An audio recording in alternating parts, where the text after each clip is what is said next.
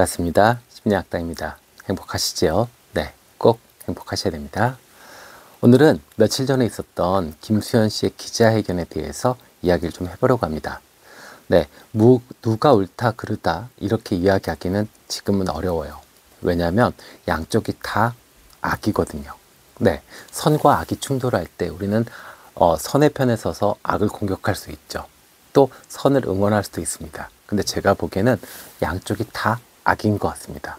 그 악과 악 사이에서 고 김세론 양이 살다가 숨을 거둔 것 같아요. 네, 제 입장에서는 그렇습니다. 네, 그 유가족들이 이야기했던 미성년자 시절 때부터 그렇게 연애를 했다. 뭐 살림을 차린 것처럼 이야기를 하고 있는데, 자, 그렇다면 그것을 왜 막지 않았을까요? 미성년자에 대한 1차적 보호와 양육의 책임은 부모에게 있는데 그것에 대해서 왜 부끄러워하지 않는지 모르겠어요. 네, 그리고 김수현 씨 같은 경우는 사귄 거는 맞잖아요. 그죠? 네, 그렇다면 고인에 대해서 애도하고 또 유가족한테 사죄하고 뭐 이런 것들이 먼저 있었어야 되는데, 어떤 자신의 어떤 경제적 이익 또 어떤 법적 책임 뭐 이런 것들 때문에 계속 거짓말과 또 숨기고 오히려 더 협박을 하는 그런 방식으로 대응했기 때문에 사실 이 상황에서는 누구를 편든다 또 사건의 진위 여부를 파악하기는 어렵습니다. 그런데 그럼에도 불구하고 오늘 사회심리학 시간에 이 이야기를 다루는 이유는 거짓말에 대해서 이야기를 해보려고 하는 겁니다. 네, 이 기자회견을 쭉 보면서 조금 씁쓸했을 거예요. 왜요? 진실은 없고 알맹이는 없고 자기 방어만 계속하고 그러다가 끝에는 협박으로 끝나는, 그죠? 대단히 옳지 못한 대화 방법이죠. 그리고 사과나 어떤 자신의 어떤 진실한 감정 표현은 없었고 눈물의 어떤 쇼, 마치 눈물의 여왕의 어떤 한 편 더 찍는 듯한 느낌, 이걸 받으셨을 거예요. 저만 그랬나요? 아닐 겁니다. 그래서 사회심리학에서는 이렇게 사과 또 진실 또 그 반면에 반대에 서 있는 거짓에 대한 이야기를 많이 관심을 갖고 공부를 합니다. 그래서 오늘은 이 진짜와 거짓을 구별할 수 있는 그런 것들에 대해서 이야기를 해보도록 하겠습니다. 우리가 살다 보면 그렇잖아요. 뭐 우리가 뭐 기자회견을 할 일이 있겠어요? 허나 팀 안에서 또 가족들 간에 나는 뭔가 했는데 악의를 갖고 한 것이 아닌데 오해가 생겨서 그거를 풀어낼 때, 그럴 때는 사과도 해야 되고 위로도 해야 되고 내가 조금 억울하지만, 그죠? 또 진실도 이야기해 줘야 됩니다. 근데 이제 그런 과정 없이 자기 방어로 계속 거짓말을 하거나 진실을 숨겼을 때는 오히려 상황은 더 꼬이게 되죠. 그렇죠? 그래서 그런 의미에서 한번 알아보자는 겁니다. 네, 그리고 또 많은 분들이 이렇게 댓글로 김수현의 어떤 성격 분석을 좀 해달라 이렇게 이야기를 하셨는데요. 김수현 씨에 대한 개인적인 성격 분석은 시간이 지나서 이 사건이 마무리가 된 다음에 한번 기회가 되면 다루도록 하겠습니다. 그래서 오늘은 그 기자회견에만 초점을 맞춰서, 네, 이것이 우리가 봤을 때, 자, 진실과 거짓을 구별할 수 있는 방법에 대해서 알아보도록 하겠습니다. 네, 자, 일단 눈물의 정말 엄청난 쇼였죠. 그죠? 눈물의 여왕 엄청납니다. 자, 기자회견 내에 뭐 펑펑 옵니다. 그죠? 그러면 그 울음에 사실 우리는 마음이 움직여야 돼요. 그리고 아마 그런 것들을 의도했겠죠. 그런데 마음이 동정이라든지 응원이라든지 이런 긍정적 정서가 안 생기고 약간 좀 부정적 정서, 거북하다, 불편하다 이런 느낌이 들었을 거예요. 그거는 심리학을 전공하지 않더라도 분명히 이것이 정말 진짜 울음일까? 라는 의구심이 들 수도 있었기 때문에 그렇습니다. 네, 진짜 울음인지 가짜 울음인지는 본인이 알 것이고, 또 만약에 정말로 저보다 더 대단하신 프로파일러들이 아마 분석해보면 알겠죠. 그러나 일반 대중들의 입장에서 좀 찜찜하다, 좀 불편하다, 왜 저러지? 이런 걸 느꼈다는 건 분명히 그 울음이 진실이 아닐 수도 있다라는 그런 생각이 듭니다.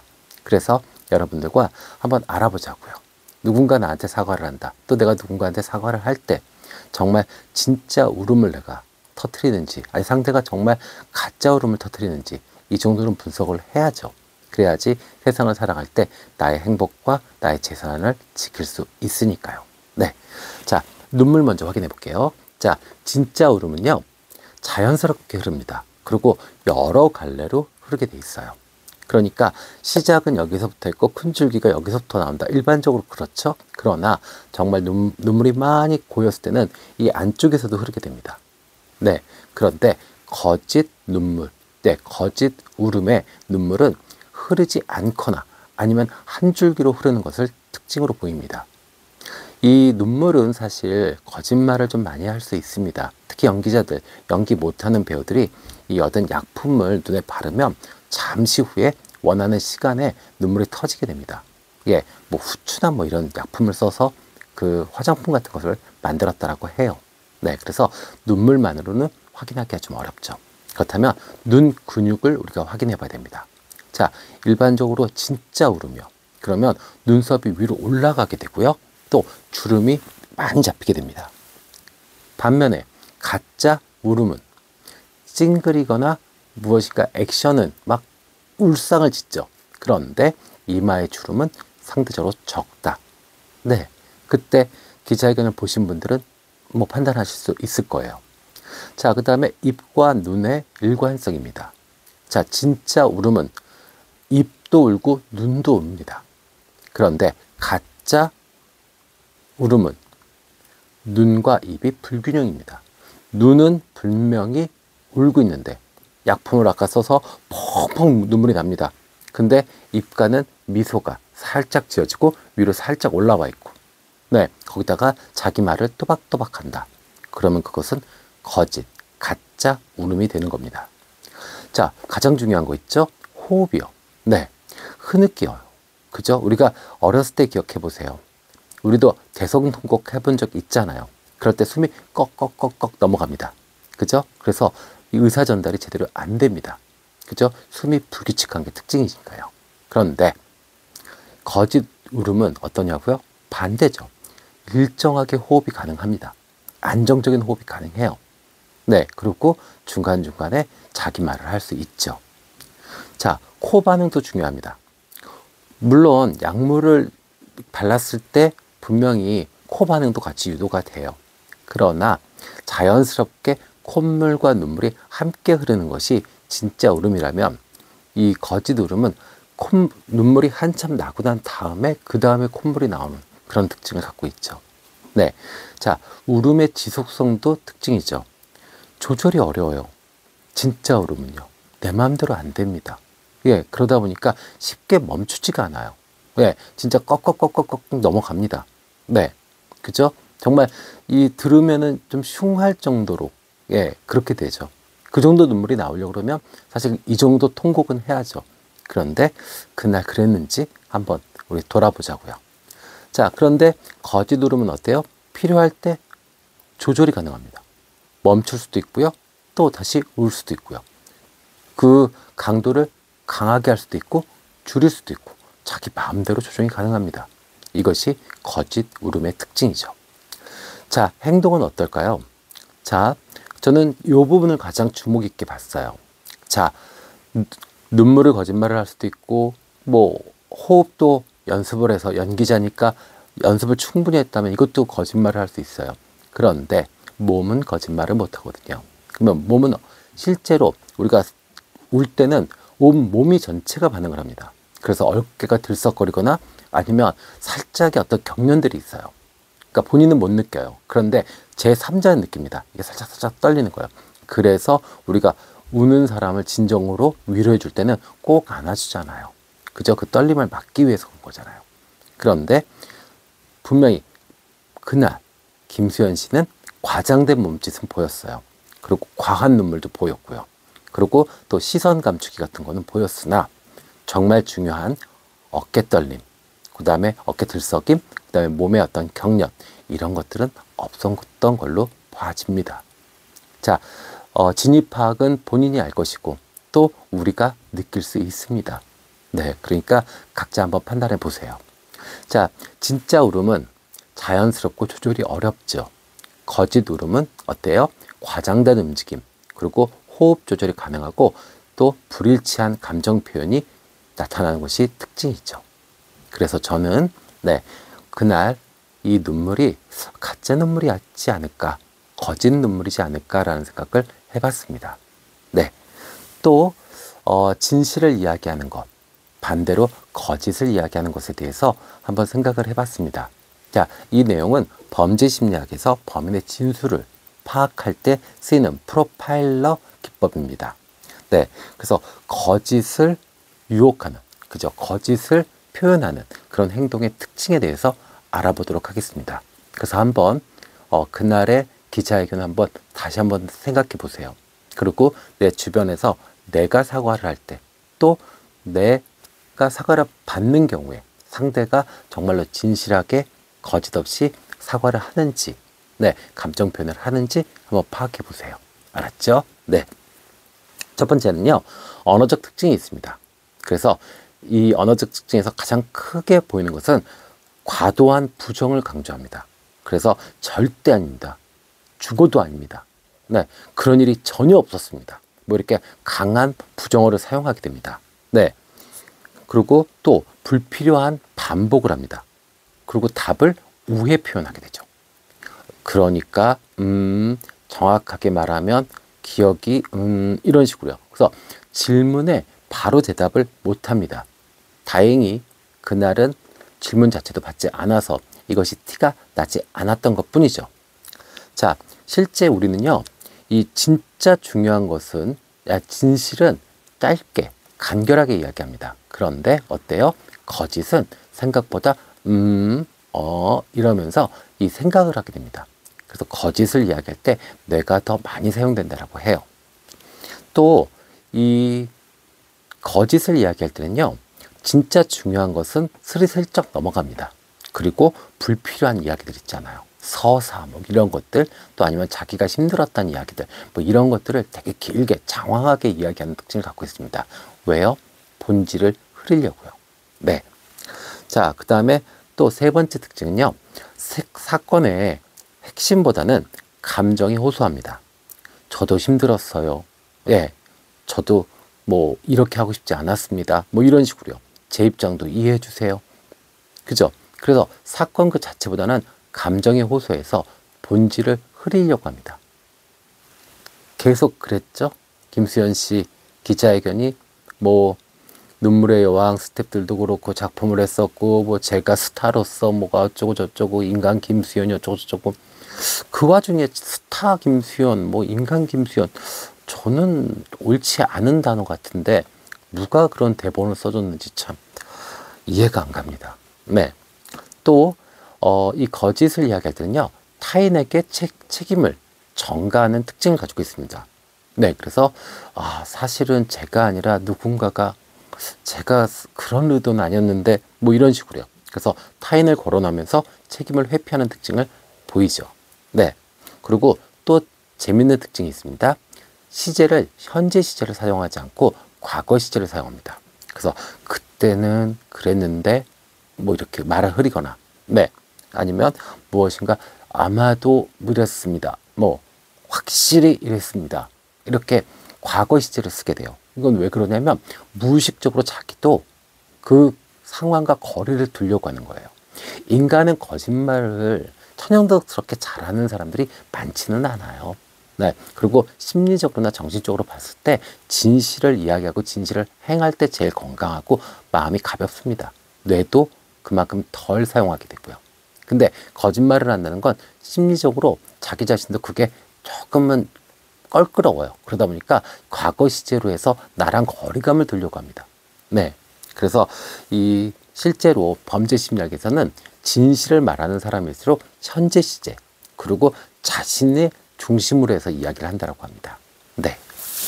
자, 또 비언어적 특징도 한번 봐야죠.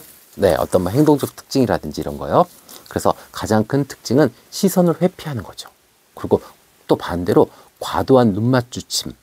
그래서 일반적으로는 거짓말을 하면 상대의 시선을 회피하는 특징을 갖고 있습니다. 그런데 고도로 훈련을 받거나 아니면 대단한 연기를 트레이닝을 받았다 이러면은 일부러 눈을 마주칩니다. 근데 그것이 불편할 정도로 과도하죠. 그러면 이것도 거짓말이구나 이렇게 이해하시면 됩니다. 또 신체 긴장과 불규칙적인 움직임도 있어요. 어떤 불안정한 태도들 있죠? 손을 만지작거리거나 얼굴을 자주 만진다든지 뭐 이런 것들이요. 코와 입, 그죠? 그리고 중간에 물을 마시고 그랬죠? 그죠? 네. 그런 행동들은 사실은 자기가 정말 억울하고 너무 답답하다. 그리고 사실 기자회견이라는 그 짧은 시간 안에 모든 메시지를 다 쏟아내야 돼요. 근데 내가 지금 울고 있고 이런 상황에서 물을 마시는 행위는 사실은 진실을 말하는 사람의 태도는 아닌 거죠. 네. 자, 그 다음에 어깨를 들썩이거나 다리를 떠는 등 긴장 신호도 나타나기도 합니다. 근데 그거는 분명히 앉아서 아마 기자회견을 했을 거예요. 제 기억에는. 그렇기 때문에 그건 보이지 않았을 거고요. 또 솔직히 말해서라고 하면서 반대로 고개는 이렇게 젓는 이런 반대의 행동들, 이런 것들, 말과 행동이 반대로 하는 것들이 특징으로 나타납니다. 그리고 반응 속도가 부자연스러울 수 있습니다.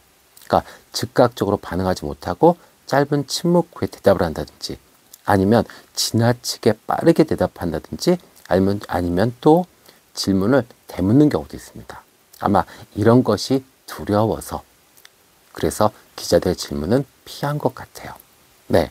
또 미소의 비대칭성도 있습니다. 그날은 우는 것이 전부였기 때문에 미소는 나타나지 않았어요. 그러나 진짜 웃음은 이뿐만 아니라 이 눈가까지도 영향을 줍니다. 그렇기 때문에 이 거짓말로 웃는다라고 했을 때는 입만 웃고 눈은 감정이 실리지 않는, 그래서 눈가에 주름이 지지 않는 그런 특징을 가지고 있죠. 네. 자, 그럼 마지막으로 세 번째 심리적 특징, 거짓말을 하는 심리적 특징을 한번 볼게요. 자, 일단 인지 부화. 그렇죠? 네, 맞아요. 우리가 아까 이야기했잖아요. 거짓말을 할 때가 진실을 이야기할 때보다 훨씬 더 뇌를 많이 쓴다. 그렇죠? 그렇기 때문에 인지 부화가 생깁니다. 그렇기 때문에 실수를 할 수 있어요. 그래서 거짓말을 할 때는 기억을 조작하기 때문에 실제 사건보다 더 많은 뇌의 에너지가 사용된다. 그렇죠? 그래서 같은 질문을 반복하면, 그러니까 우리가 같은 질문을 기자에 따라서 다른 방향으로 약간 꽈서 질문을 하게 되잖아요. 근데 질문의 요지는 같은 거예요. 이럴 때 대답이 다르게 나옵니다. 실제 이 범죄 심리학에서도 형사마다 말을 좀 달리, 아니면 형사 한 분이 어떤 스킬이 좋으신 분이 계시다라고 하면 똑같은 질문을 이렇게 돌려가지고 할 때 대답이 완전 다르게 나오면 이것은 거짓으로 판정할 수 있다라고 합니다. 네. 또 상황을 통제하려고 합니다. 이 심리적 특징이요. 거짓말을 할 때는요. 그래서 그런 질문을 안 받겠습니다. 뭐 이런 식으로 대화를 끊거나 아니면 그 분위기 자체를 통제하려고 합니다. 아, 됐어. 우리가 일반적으로 됐어. 내 말 안 믿을 거잖아. 뭐 이런 식으로요. 그죠? 그래서 이 일반적으로 연예인이라든지 유명 인사들 같은 경우에 사고를 치고 거짓말로 뭔가 해명을 하려고 할 때는 기자회견에서도 준비한 내용만 읊고 사라지는 경우가 많죠. 네. 자, 그리고 또 있습니다. 방어적 태도 및 공격적 반응입니다. 네. 자, 그런 질문 하지 마세요. 네. 이러고 질문에 대한 불쾌감. 그죠? 그리고 상대방, 질문을 한 사람을 공격하는. 네. 그리고 화를 내는. 그래서 분위기를 얼어붙게 만들고 긴장하게 만들죠. 그러면 사실은 질문을 준비를 한 기자들도 뭔가 살짝 분위기에 압도되기 때문에 어떤 좀 더 핵심적인 그런 질문을 못하게 됩니다. 그리고 이런 것들은 또 우리가 일반적으로 연인 사이에서도 아니면 또 친구들 사이, 비즈니스 사이에서도 이런 경우들은 많이 겪습니다. 그래서 이렇게 갑자기 공격적인 반응, 이렇게 보였을 때는 이 사람이 진실을 이야기하는 것은 아니구나. 네, 그렇게 판단하셔도 맞죠. 그래서 상대가 진실을 이야기하냐, 거짓을 이야기하냐는 일단 언어적 특징도 봐야 되고 비언어적 특징도 고려하시고 또 심리적 반응도 확인하시면서 일관되게 그리고 편안하게 이렇게 자기 주장과 자기 이야기를 한다면 이것은 진실일 것이고, 이것이 앞뒤가 좀 안 맞거나 일관되지 않는다면 그것은 분명히 거짓일 확률이 높습니다. 아셨죠? 네. 자, 살다 보면 우리도 누군가한테 사과를 할 수도 있고 의도치 않게 실수할 수도 있습니다. 뭐 이렇게 엄청나게 사회적 이슈가 되는 사건 아니더라도 삶을 살아가다 보면 그럴 수 있습니다. 그럴 때는 네, 저도 잘 안 됩니다. 네, 그렇지만 노력해 보자고요. 네, 정말 솔직하고 편안하게 네, 그냥 사과하고 진실을 이야기하는 것이 가장 현명한 태도인 것 같습니다. 네, 지금까지 심리학당이었고요. 함께 해주셔서 감사합니다.